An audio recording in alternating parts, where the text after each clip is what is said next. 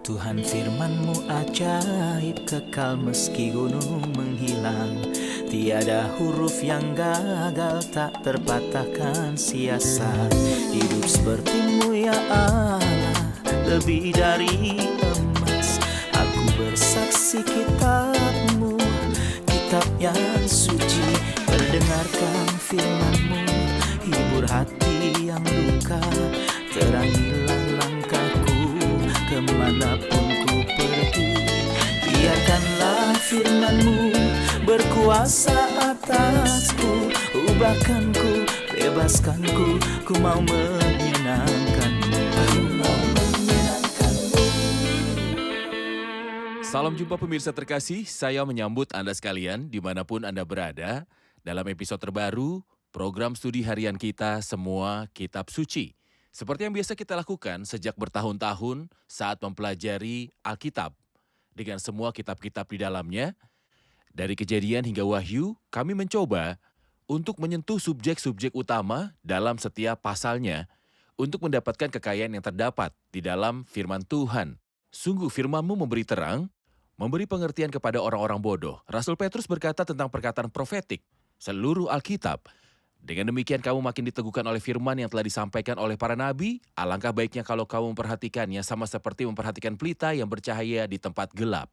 Siapapun kita yang mempelajari Alkitab, kita akan menemukan kekayaan di dalamnya. Banyak orang hidup dalam kemiskinan rohani karena mereka tidak membuka Alkitab. Semoga Tuhan membantu kami dalam program ini untuk dapat menyampaikan semua kekayaan Alkitab kepada Anda. Dalam studi kita di Perjanjian Lama, kita telah sampai di kitab Yesaya, kitab nubuat pertama, dan khususnya pasal ke-19. Yesaya 19 dikenal dalam semua komunitas Kristen. Khususnya sebuah ayat yang terkenal, diberkatilah Mesir umatku. Kapan dan bagaimana Mesir akan diberkati Tuhan di masa lalu, masa kini, atau masa mendatang? Ini akan kita ketahui dalam episode hari ini.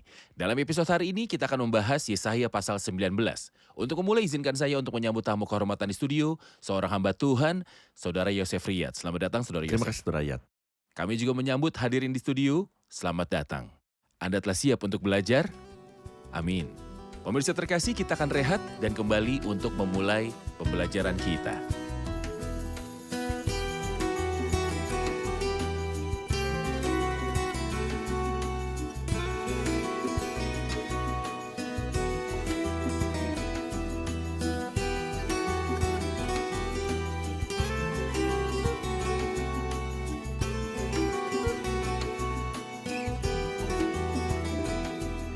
Kembali Saudara Yosef, Terima kasih. sebuah kehormatan bagi kami. Tuhan berkati-Mu. Kami senang belajar bersama Anda. Tuhan berkati-Mu. Tuhan memberkati. Saudara Yosef, kita telah sampai di Yesaya 29 dan tentunya Anda tahu bahwa banyak yang dikatakan tentang pasal ini. Mohon berikan kami sebuah judul untuk Yesaya 29 ini. Terhebat adalah ayat 1 ucapan ilahi terhadap Mesir. Dan saya akan mengingatkan pemirsa bahwa firman Allah berarti lariat, beban, atau kata-kata berat. Inilah firman Allah. Dan firman Allah mencakup firman tentang penghakiman dan firman berkat. Ketika Tuhan berbicara tentang penghakiman, kita harus memperhatikan. Dan ketika Ia berkata tentang berkat, kita juga harus memperhatikannya juga. Maukah Anda membagi pasal ini untuk kita bisa memahaminya dengan lebih baik lagi? Saya pikir dari ayat-ayat 1-15 yang membicarakan tentang masa lalu. Dan dari ayat 16 sampai akhir pasal ini, ia bicara tentang masa mendatang. Ini adalah sebuah pembagian rangkap 2, namun ada sebuah pembagian rangkap 3. Ayat-ayat dari 1-15 masa lalu, atau waktu yang lampau di sekitar 2500 tahun. Lalu dari ayat yang ke-16 sampai ayat 20, ia berbicara tentang sebuah waktu yang singkat namun berat, yaitu masa kesusahan besar. Lalu dari ayat 21 sampai akhir pasal, ia bicara tentang waktu yang lama namun berkati, yaitu masa pemerintahan Kristus. Mengapa saya membaginya seperti itu? Itu bukan penafsiran saya sendiri. Namun ada sebuah frase yang tidak kita temukan, sekalipun juga dalam 15 ayat pertama. Sementara itu diulangi 6 kali dari ayat 16 sampai akhir pasal 16 Pada waktu itu. pada waktu itu. 3 dari 6 kali dalam periode berat yang singkat yang telah saya sebut, ke-7 tahun. yaitu 7 tahun. Dan ketiga tahun yang lain dalam masa yang berkati dan panjang ketika Kristus memerintah. Anda sebutkan pembagian pertama dari ayat 1 sampai 15 terbentang selama 2.500 tahun. Ya, Mohon ingatkan kami kapan itu akan dimulai dan akan berakhir. Yesaya bernubuat tentang permulaan ini. Ucapan ilahi terhadap Mesir, lihat Tuhan mengendarai awan yang cepat dan datang ke Mesir. Maka berhala-berhala Mesir gemetar di hadapannya dan hati orang Mesir mereka hancur dalam diri mereka. Ini dimulai ketika Nebukadnezar datang dan kita membaca tentang hal ini dalam kitab Yeskiel. Ketika dikatakan bahwa tanah Mesir pada zaman Nebukadnezar tetap sunyi selama 40 tahun dan inilah awal penghakiman atas Mesir oleh Nebukadnezar. Dan sejak itu Mesir tidak ada di bawah pemerintahan seorang penguasa Mesir kecuali baru-baru ini setelah revolusi 23 Juli. Jadi sepanjang 2500 tahun Mesir tidak dipimpin oleh seorang penguasa Mesir dan inilah yang dikatakan oleh Yeskiel tidak ada lagi pemimpin di tanah Mesir. Firman Allah sedang digenapi secara harafiah dan akurat. Tuhan marah untuk lebih dari sebuah alasan. Alasan pertama berhala-berhala Mesir. Alasan kedua kesombongan Mesir. Dan Allah tidak bertoleransi dengan penyembahan berhala yaitu penyembahan kepada setan. Dan tidak bertoleransi dengan kesombongan yang merupakan roh iblis. Sudah jelas bahwa ada banyak pembicaraan tentang Mesir dan Mesir memiliki peran penting di tempat kejadian baik di masa lalu, sekarang, ataupun masa depan. Jadi bisakah Anda memberi kami gambaran tentang hubungan antara Mesir dan umat Allah dari awal sampai akhir, bagaimana Mesir berurusan dengan mereka di era-era yang berbeda? Seperti yang telah Anda katakan, Mesir adalah bangsa yang paling banyak disebut dalam Alkitab sesudah tanah Kanaan dan bangsa-bangsa di bumi. Kita membaca tentang Mesir dimulai dari kitab Kejadian pasal yang ke-12 ketika Abraham turun ke Mesir. Dan Yusuf turun ke Mesir dan kemudian Yakub turun ke Mesir. Orang Israel tidak akan terbentuk kecuali setelah mereka tinggal di Mesir selama waktu yang lama dan menjadi pasukan Tuhan. Awalnya mereka turun ke Mesir hanya sebagai sebuah keluarga saja dan tinggal sebagai Bangsa budak. itu lahir di Mesir. Bangsa yang lahir di Mesir. Tentu saja awalnya adalah ketika mereka menyanyi di pantai Laut Merah pada hari Musa membawa mereka keluar dari tanah Mesir. Sejak saat itu, Mesir tidak berhenti mempengaruhi umat Allah secara positif dan negatif. Namun, nada yang menonjol adalah efek yang negatif. Dan itu juga akan mempunyai sebuah peranan di masa depan dengan umat ini. Pastinya dan tentu saja kita tidak lupa bahwa Mesir dihormati dengan kehormatan yang besar dan tak tertandingi ketika Tuhan Yesus Kristus yang kita sembah datang ke Mesir ketika dikejar oleh Herodes, raja jahat yang ingin membunuhnya. Mengacu pada apa yang telah Anda katakan, saya perlu sebuah penafsiran tentang ayat yang pertama, yaitu ucapan ilahi terhadap Mesir. Lihat, Tuhan mengendarai awan yang cepat dan datang ke Mesir. Maka berhala-berhala Mesir gemetar di hadapannya, dan hati orang Mesir merana hancur dalam diri mereka. Banyak orang membaca perkataan ini dalam ayat 1, Tuhan mengendarai awan yang cepat dan datang ke Mesir, dan berpikir bahwa itu berarti masuknya Kristus ke Mesir, atau masuknya Mesir kepada kekristenan. Jadi ketika Tuhan datang ke Mesir dan berhala-berhala Mesir gemetar, maka Mesir akan berpaling pada kekristenan dan percaya kepada Kristus. Apakah ini yang dimaksud? Nubuatnya tidak boleh dipisahkan dari konteksnya. Petrus berkata tidak pernah nubuat dihasilkan oleh kehendak manusia. Dimanapun awan disebut dalam Alkitab itu melambangkan penghakiman. Misalnya dalam Wahyu 1 ayat 7. Lihatlah ia datang dengan awan dan setiap mata akan melihat dia juga. Mereka yang telah menikam dia dan semua bangsa di bumi akan meratapi dia. Saat Tuhan naik di atas awan, inilah penghakiman. Ketika kita mempelajari sisa pasal ini, kita akan melihat penghakiman yang menimpa Mesir. Tidak ada berkat kecuali di ayat terakhir dari pasal ini. Namun 15 ayat pertama tidak berbicara tentang berkat sama sekali. Ia berkata misalnya, aku akan menyerahkan orang Mesir dalam tangan seorang tuan yang kejam dan seorang raja yang bengis akan memerintah mereka.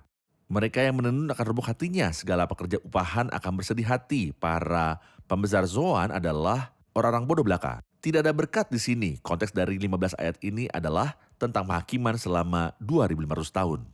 Kami ingin tahu alasan penghakiman atas Mesir. Mengapakah ada penghakiman atas Mesir? Karena dua alasan yang telah saya sebutkan sebelumnya. Alasan pertama adalah penyembahan berhala. Mesir terkenal dengan penyembah berhala dan mereka menyembah segalanya, bahkan benda-benda yang tak terbayangkan untuk disembah. Mereka menyembah skarab, yaitu kumbang, ular, sapi, monyet. Mereka menyembah Namun mereka segalanya. berhikmat, Saudara Yosef. Dan Musa dididik dalam segala hikmat orang Mesir. Apakah bisa dibayangkan bahwa orang berhikmat menyembah reptil? Ya, inilah hikmat dunia. Mereka berbuat seolah-olah mereka penuh hikmat, tetapi mereka telah menjadi bodoh. Mereka menggantikan kemuliaan Allah yang tidak fana dengan gambaran yang mirip dengan manusia yang fana. Burung-burung, binatang-binatang yang berkaki empat atau binatang-binatang yang menjalar. Anda melihat urutan-menurun. Burung yang terbang di langit, lalu binatang, tetapi mereka bahkan Degradasi. menyembah hal-hal yang melata. Mereka Ya. menyembah apa yang mereka injak dan kaki mereka. Walau kami orang Mesir dan kami berbicara tentang sejarah bapak dan kakek nenek moyang kami. Kebenaran layak untuk dikatakan. Benar, semua itu jauh dari Allah yang Ya. sejati dan hidup. Benar. Dengan mereka menyembah kumbang dan reptil. Ini Mereka memalukan. bahkan menyembah kutu. Oke, Apa yang bisa lebih buruk? baik. Saudara Yosef, tentu para hadirin punya pertanyaan dalam bagian ini yang berbicara tentang Mesir, Amin. khususnya karena mereka orang Amin. Mesir. Amin. Pertanyaan saya dari ayat yang ke-11 ada tertulis para pembesar Zoan adalah orang-orang bodoh belaka. Apa arti dari Zoan? Ayat 11 berkata, para pembesar Zoan adalah orang-orang bodoh belaka, para penasihat Firaun yang paling bijaksana memberi nasihat yang dungu. Apakah Zoan dan apakah yang dimaksud dengan orang bijak? Zoan adalah Tanis, sebuah kota penting yang adalah ibu kota Mesir untuk beberapa saat. Ini adalah kota pertama untuk bertemu dengan orang yang datang dari zona Asia dan itu mewakili seluruh Mesir. Para penasihat Zoan yang paling berhikmat dari Mesir. Benar-benar memiliki hikmat yang baik pada zaman Musa dan Alkitab berkata, dan Musa dididik dalam segala hikmat orang Mesir, tetapi sedihnya karena roh kesombongan dan juga penyembahan berhala. Para penasihat Firaun yang paling bijaksana memberikan nasihat yang dungu. Bahkan kita dapat melihat ini di Mesir sepanjang 2500 tahun yang telah saya sebutkan dan mengingat bahwa Mesir mewakili seluruh dunia. Orang-orang berhikmat di dunia saat ini bodoh. Sayangnya, seringkali orang-orang berhikmat dari kekuatan besar dan pemimpin senior bertemu untuk memecahkan masalah. Apakah Anda pikir mereka mampu memecahkan bahkan satu masalah? Dari masalah yang telah mereka kumpulkan untuk dipecahkan selama beberapa tahun terakhir. Tentu saja kebodohan di sini adalah mempercayai hikmat manusia Benar. lebih daripada hikmat ilahi. Orang tahu bagaimana menciptakan Oke, masalah-masalah tapi tidak tahu bagaimana menyelesaikan sebuah masalah tunggal. Mengapa? Karena Tuhanlah yang menyelesaikan masalah-masalah dan mereka jauh dari Tuhan. oke. Jadi ayat dari 1 sampai 15 berbicara tentang kegagalan dan penghakiman. Dan penghakiman ini telah berlangsung selama 2500 tahun, dimulai dengan kesengsaraan yang dialami Nebukadnezar. Benar. Menindas mereka sampai sekarang. Ya. Anda katakan untuk suatu waktu yang lama tidak ada penguasa Mesir bagi Mesir sampai revolusi pada bulan Juli 23. Benar. Kita akan beralih ke sebuah bagian dimulai dari ayat 16. Pada waktu itu orang-orang Mesir akan seperti orang-orang perempuan, mereka akan gemetar dan terkejut terhadap tangan Tuhan semesta alam yang diacungkan kepada mereka. Maka tanah Yehuda akan menimbulkan kegemparan di antara orang Mesir, dan siapapun yang teringat kepadanya akan terkejut mendengar keputusan Tuhan semesta alam yang diambilnya mengenai mereka. Mohon penjelasan tentang bagian ini, Saudara Yosef. Seperti yang telah kami katakan, bagian ini membentang dari ayat 16 sampai ayat yang ke-20. Dan frasa pada waktu itu diulangi dalam ayat 16 dan di ayat 18 dan lain waktu di ayat 19. Dan seperti yang telah kami katakan bahwa ini adalah periode yang sulit, yang singkat, dan jelas bahwa ini sulit. Orang-orang Mesir akan seperti orang-orang perempuan. Mereka akan gemetar dan terkejut terhadap tangan Tuhan semesta alam yang diacungkannya kepada mereka. Maka tanah Yehuda akan menimbulkan kegemparan di antara orang Mesir dan siapapun yang teringat kepadanya akan terkejut mendengar keputusan Tuhan semesta alam yang diambilnya mengenai mereka. Dan kemudian dalam kesusahan besar, hal baik akan terjadi. Apa maksud kesusahan besar? Masa kesusahan besar akan terjadi. Jadi ini adalah masa kesusahan besar, yaitu 7 tahun, benar. seperti yang telah Anda katakan. 7 tahun adalah masa kesusahan besar. Jadi sampai ayat 15 adalah masa prapengangkatan. Sejarah lama. Setelah gereja diangkat ke surga, bagian Ya. ini dimulai dari ayat 16 pun dimulai. Dari ayat 16 sampai 20 adalah periode kesusahan besar. Namun Tuhan itu baik dan besar. Ia menarik kebaikan dari kesusahan besar. Ketika Tuhan menyusahkan orang Mesir, apa yang akan mereka lakukan? Mereka akan meratap pada Tuhan, tapi sebuah tangisan yang nyata karena kesusahan akan nyata. Ia berkata pada waktu itu akan ada 5 kota di tanah Mesir yang bicara bahasa Kanaan yang bersumpah demi Tuhan semesta alam. Satu di antaranya akan disebutkan Ir Heres. 5 kota menandakan diawali dengan sedikit. Rasul Paulus pernah berkata, aku lebih suka mengucapkan 5 kata yang dapat dimengerti untuk mengajar orang lain juga. 5 kata artinya sedikit kata-kata. Seperti 5 ketul roti dan 2 ikan, seperti 5 batu licin, 5 menandakan sedikit. Ini hanya permulaan, tapi sudah itu, dalam ayat yang ke-21, Tuhan akan menyatakan diri kepada orang Mesir dan orang Mesir akan mengenal Tuhan. Ini akan terjadi sebelum diberkatilah Mesir umatku. Saat mereka mengenal Tuhan, Tuhan akan berkati mereka. Jadi ini sebuah penyelesaian atas apa yang dikatakan dalam ayat 19, pada waktu itu akan ada mesbah bagi Tuhan di tengah-tengah tanah Mesir. Tidakkah ini sekarang? Ini tidak Tidakkah terjadi. keberadaan jemaat Mesir di Mesir sebuah Tidak. mesbah kepada Tuhan di negeri Kita tidak Mesir? punya sebuah mesbah di bumi. Mesbah kita adalah Tuhan Yesus Kristus sendiri. Dan mengapa hanya di tengah-tengah tanah Mesir? Ada orang-orang percaya yang saleh di mana-mana? Tidak. Itu adalah problem memisahkan sebuah ayat dari konteksnya dan salah menafsirkannya dengan penafsiran seseorang. Nah, pada waktu itu adalah ketika orang Mesir akan disusahkan dan berseru kepada Tuhan dan membuat sebuah mesbah. Untuk sewaktu-waktu yang lama mereka menyembah yang lain yang bukan Tuhan. Tidakkah Tuhan layak untuk mereka sembah dan bersaksi bagi Dia? Oke, Akan ada sebuah mesbah dan sebuah tiang. jadi ini adalah kejadian-kejadian sesudah pengangkatan. Ya. Ketika kesusahan besar menerpa seluruh dunia dan hari kesusahan besar ini Tuhan akan mendatangkan pemulihan kepada Benar. Mesir oleh karena mereka Benar. mengenal Tuhan. Jadi mari kita mengatur kejadian ini sekali lagi dari ayat 1 sampai 15. Mesir di sepanjang 2500 tahun dimulai dari kesusahan Nebukadnezar, Raja Babel, Ya. sampai penguasa Mesir yang memimpin Mesir. Lalu dari Benar. ayat 15 ia berbicara tentang Mesir sesudah pengangkatan. Ketika Tuhan Ya. membawa mereka masuk ke dalam kesusahan besar, Dari ayat 16. dari ayat 16 ke ayat 20, orang Mesir Benar. akan mengenal Tuhan. Mengenal Tuhan dilambangkan dalam sebuah mesbah kepada Tuhan di Mesir.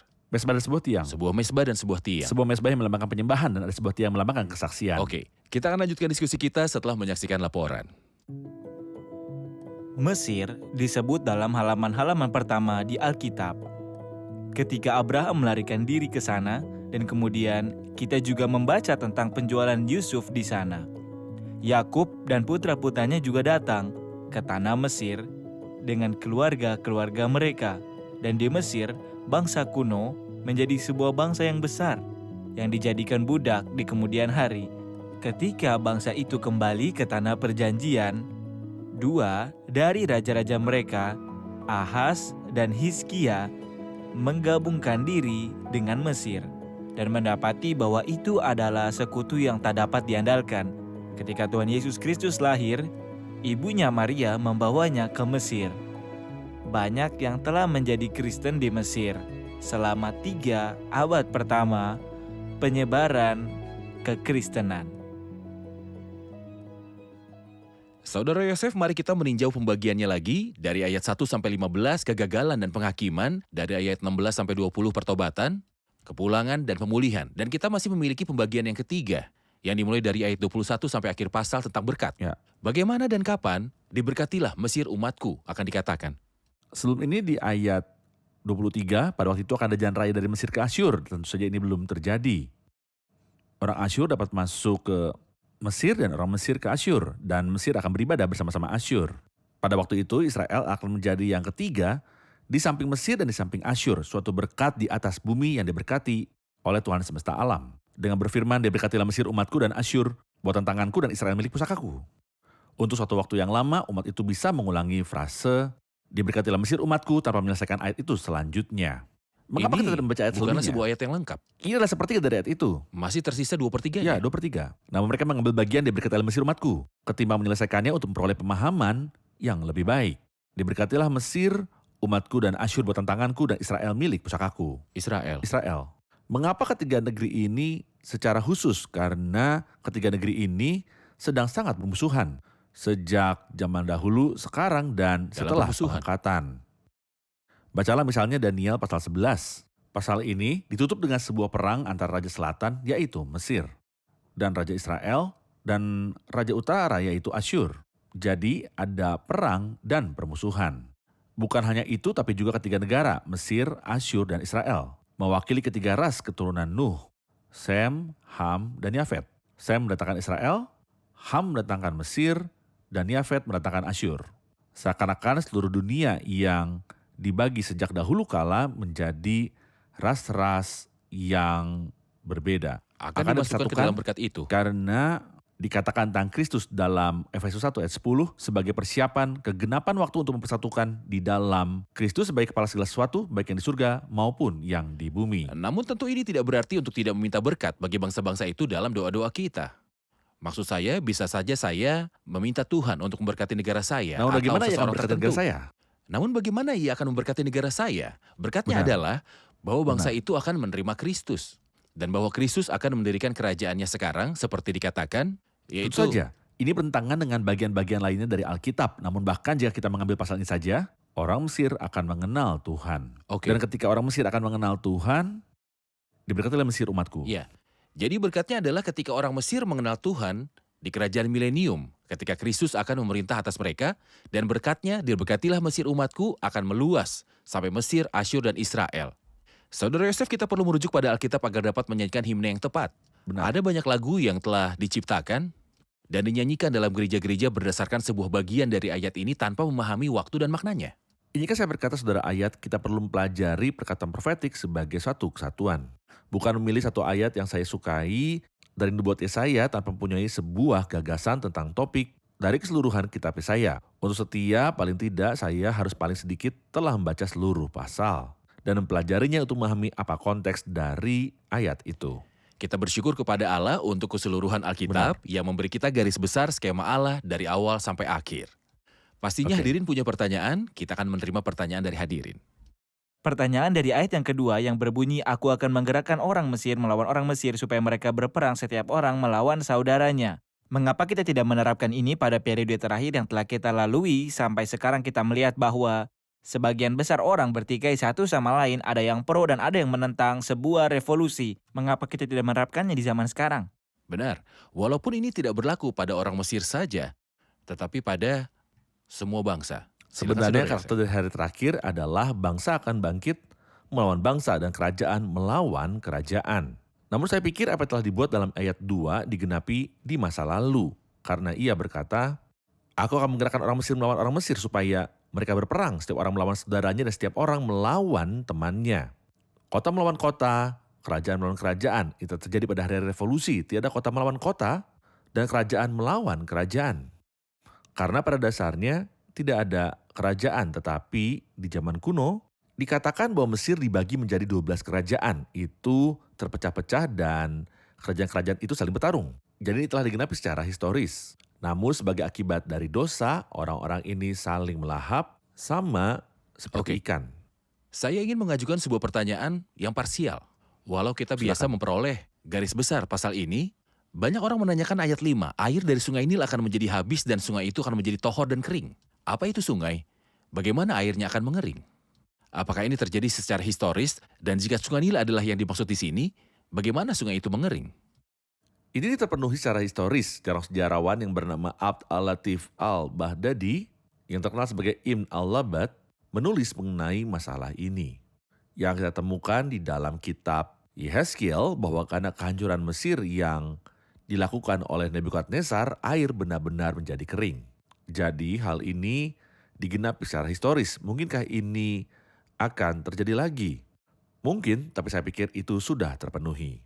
Ini mungkin memiliki penggenapan di masa depan, tapi kemungkinan besar itu telah tergenapi di masa lalu. Kami ingin meyakinkan orang-orang Mesir yang menonton kami sekarang, dan mungkin mereka berpikir bahwa berkat itu akan dicapai hanya pada akhirnya selama pemerintahan milenium. Jika Anda ingin memberitahu mereka cara memperoleh manfaat dari juru selamat sekarang, sebelum kedatangan Kristus dan pemerintahannya atas bumi, apa yang akan Anda katakan? Saya akan mengatakan kepada mereka bahwa berkat itu tidak terkait dengan suasana tertentu, tetapi untuk menerima Kristus. Bagian terakhir di Kisah pasal 3 bicara tentang orang Yahudi dan Petrus berkata pada mereka, "Dan bagi kamulah pertama-tama Allah membangkitkan hambanya dan mengutusnya kepada kamu supaya ia berkati kamu dengan memimpin kamu masing-masing kembali dari segala kejahatanmu." Jadi ketika seorang bertobat dari kejahatan dan kembali pada Tuhan, itu adalah berkat terbesar. Dan kami mengatakan bahwa akan ada berkat bagi bangsa ini di masa depan. Mengapa? Karena mereka akan mengenal Tuhan. Seseorang mungkin berkata, "Saya ingin mengenal Tuhan, tapi selama 7 tahun saya akan menjawabnya, jika Anda mengenal Tuhan sekarang, Anda akan menikmati berkat yang besar." Jadi mengenal Kristus sekarang adalah berkatnya. Jadi mengenal Kristus sekarang adalah berkatnya, Ya. berkat sejati. Benar. Terima kasih Saudara Yosef, Tuhan kami berkati. menikmati belajar bersama Anda. Kita akan rangkum bersama hadirin di studio.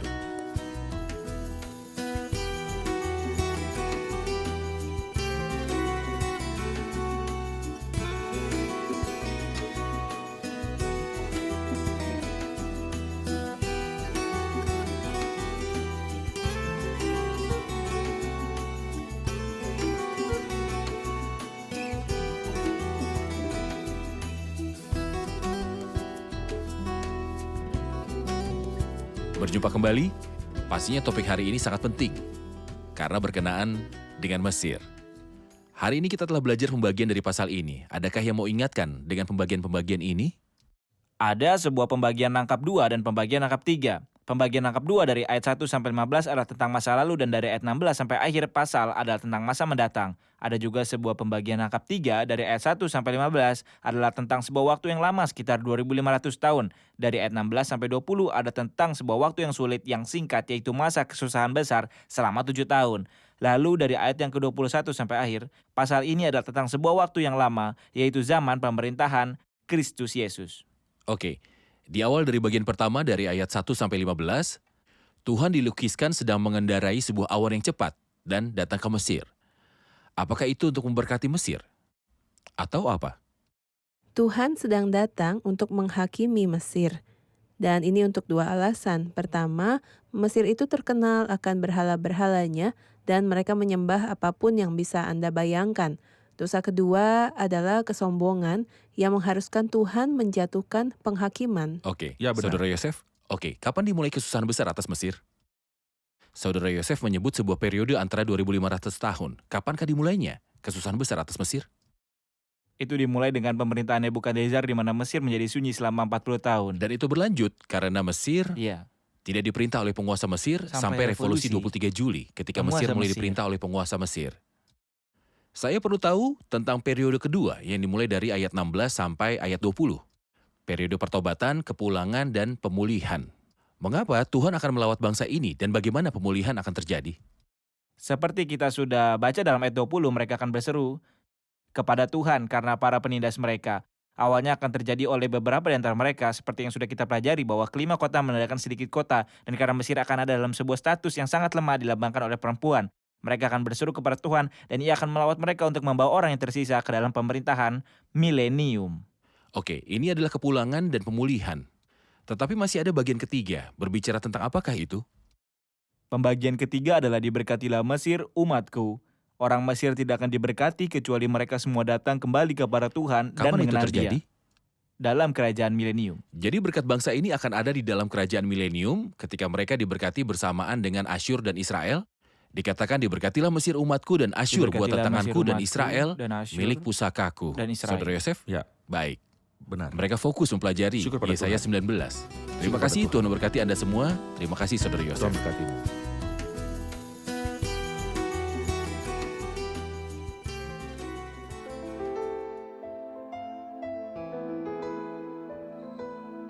Tuhan firman-Mu ajaib kekal meski gunung menghilang. Tiada huruf yang gagal tak terpatahkan siasat. Hidup seperti-Mu ya Allah, lebih dari emas. Aku bersaksi kitab-Mu, kitab yang suci. Mendengarkan firman-Mu, hibur hati yang duka. Terangilah langkahku kemanapun ku pergi. Biarkanlah firman-Mu berkuasa atasku. Ubahkanku, bebaskanku, ku mau menyenangkan-Mu. Tuhan firman-Mu ajaib, kekal meski dunia. Ubah dan bebaskan aku.